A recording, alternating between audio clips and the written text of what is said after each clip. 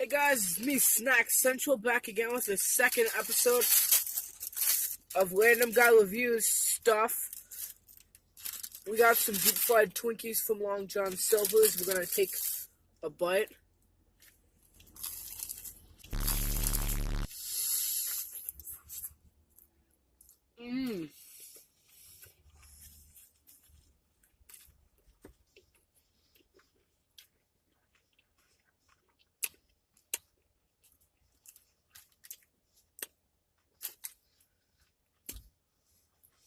It's good. It's got like flavor to it. The cream inside is like liquefied this time. You see inside.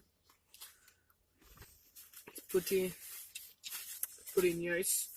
I'm gonna give this